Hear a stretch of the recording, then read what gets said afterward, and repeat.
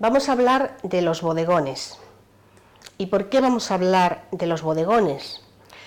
Si en realidad en la época era un género considerado menor. Pues bien sea simplemente lo que son objetos, como en este caso de este bodegón que estamos viendo de Zurbarán, o bien en el sentido ya con figuras que también vamos a ver. En cualquier caso es un tema en el que se deleitaron los grandes. Este es de Zurbarán, pero este es de Caravaggio, ese pintor del que tantas veces hemos hablado. Hay también bodegones con figuras. Un ejemplo podría ser este de Velázquez, de la vieja friendo huevos. ¿Y por qué hablamos de bodegón con figuras? Porque en el diccionario de Covarrubias del año 1611 se dice que bodegón es el sótano o portal bajo dentro del cual está la bodega, a donde el que no tiene quien le guise la comida la halla allí aderezada y juntamente la bebida, de manera que se dijo de bodega. También las figuras con estos objetos de naturaleza muerta de los bodegones también es muy frecuente en la pintura de los Países Bajos. He dudado a la hora de hablar de naturaleza muerta porque hay quien prefiere hablar de naturaleza inmóvil. Es el still life en inglés, pero sería más esa naturaleza inmóvil, inanimada, pero no exactamente muerta. De todas maneras sigo. ¿Por qué hablar del tema de los bodegones? También hay bodegones a lo divino, que se les ha llamado en ocasiones, como esta obra de Velázquez, de Cristo en casa de Marta y María, con este espléndido fragmento con los pescados, todos los objetos que vemos aquí, los huevos, etcétera, y que sería en realidad una historia sagrada, porque es Cristo en casa de Marta y María le escucha mientras Marta está en la cocina con la criada. Así que se ha llamado bodegón a lo divino. Pero es que los bodegones nos introducen en el tema de los géneros en la pintura. El bodegón, voy para atrás, disculpen un momentito, así. El bodegón, digamos, es lo más ínfimo dentro de la categoría de los géneros en el barroco. Dentro de ellos están las flores, luego las frutas.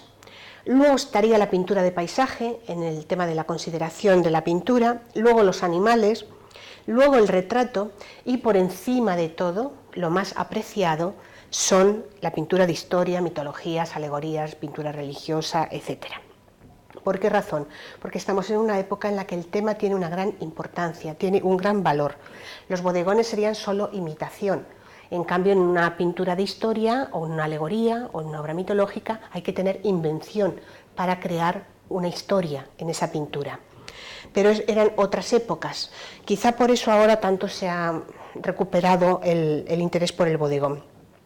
Nos llevan también a la antigüedad clásica, porque Plinio el Viejo hablaba de un pintor llamado Pireico, o Piraicos, que pese a pintar temas sencillos, alcanzó la máxima gloria. Dice, pintó barberías y zapaterías, asnos, comestibles y similares. Se le llamó por eso riparógrafos, pintor de cosas bajas, mostrando en todo esto una habilidad consumada porque lograba vender esas pinturas a un precio más alto que el de los mejores cuadros de muchos pintores.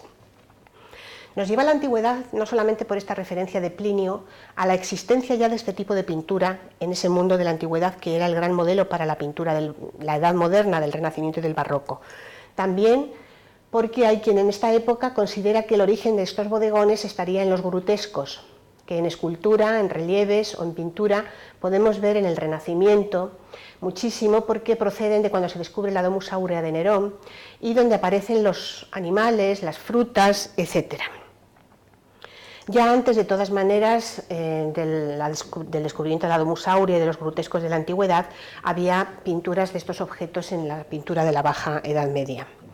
También nos adentra en la cultura de símbolos del barroco, porque hay bodegones como este de Zurbarán, que según Gallego podrían ser un homenaje a la Virgen, porque los limones serían cidras, que es la fruta pascual, la naranja y el azahar serían la castidad, la rosa el amor y el agua de la taza la pureza de la Virgen.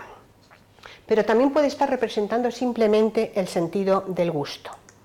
En ellos los pintores demuestran su maestría. En muchos casos estos bodegones, ya lo han dicho los historiadores, por ejemplo Pérez Sánchez, estos bodegones están encargados y pensados para ser colocados a veces en las sobrepuertas, encima de las puertas, a veces en algunos casos de floreros que ahora veremos en los laterales. Imaginen encima de una puerta un bodegón, encima de un vano, un bodegón que no fuera equilibrado, que no tuviera un cierto sentido de simetría.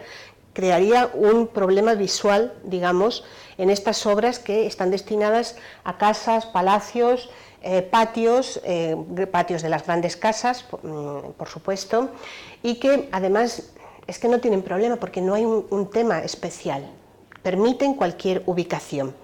Modelos a veces que casi se repiten. Este es de Sánchez Cotán, es uno de los bodegones más famosos que se han pintado nunca, en 1602, y luego le servirá de inspiración, por ejemplo, a este de Felipe Ramírez del año 1628. Vamos a ver algunos rápidamente, el bodegón con pájaro muerto, y van a ir observando cómo permiten un estudio de luces, de texturas, de técnicas, de las sombras, de lo que es pintar esas naturalezas muertas, esos objetos, esos animales que demuestran la excelencia de un pintor. Todo eso dentro de una cierta asepsia temática. Pero todos estos bodegones, como este de Van der Hamen, con los dulces, con los maravillosos objetos de cristal que pinta, demuestran riqueza. Serían como aparadores de las grandes familias, demuestran la riqueza, porque estos son la comida, es comida para ricos, digamos, los objetos que aparecen también, entonces están ligados a estas clases superiores, por supuesto. Este es otro de Van der Hamen, de frutas y hortalizas. Van der Hamen es un pintor flamenco que pinta mucho en la corte española y que fue muy apreciado por los bodegones. Este es de un pintor cada vez más reconocido, que es Juan Fernández Labrador, que es un pintor que pinta mucho estos racimos de uvas, quizás recordando esa anécdota antigua que en alguna píldora hemos visto ya, de cuando Zeuxis pintó, ese pintor de la antigüedad clásica, pintó unas uvas y los pájaros iban a comérselas, engañados por el verismo, por el realismo de esa pintura. También Van der Hamen pinta los floreros, como en este caso. En este caso son verticales, con animales, a veces en movimiento. Y ese deseo de engaño visual, ese ilusionismo espacial tan característico del barroco, es clarísimo en los bodegones. Hemos visto casi como alféizares de ventana para colocar los objetos que vienen hacia nosotros, hacia el espacio del espectador, en escorzo. Estas mesas en escorzo que parece que avanzan hacia nosotros. A veces se van complicando más con escalones, es decir, permite una experimentación del espacio, de la construcción del espacio y de cómo se construyen esos objetos en el espacio. En este caso estamos viendo de Adriaansen pescados, ostras y un gato. El gato es este. Es decir, la pintura de Zeuxis engañó a los pájaros, pero aquí nos está contando que el gato va a ir a comerse esto que está encima de la mesa. Los bodegones no acaban en el siglo XVII, en el siglo XVIII sigue habiendo grandes bodegonistas, grandes pintores de bodegones como Luis Meléndez, que es el que vemos aquí, y para acabar, para que vean cómo en el momento en el que el tema en la pintura ya no tiene importancia, el bodegón sigue siendo un tema tratado por los grandes, por los que más innovan. Aquí este bodegón de Cézanne con las cebollas. El tema no tiene importancia en la pintura ya de esta época y realmente lo que estamos viendo es cómo experimenta Cézanne con todo el tema geométrico, todo el sistema geométrico de construcción del espacio y de la pintura. Por todas estas razones parecía necesario hacer una píldora sobre los bodegones que espero que los puedan apreciar ahora bastante más que antes probablemente.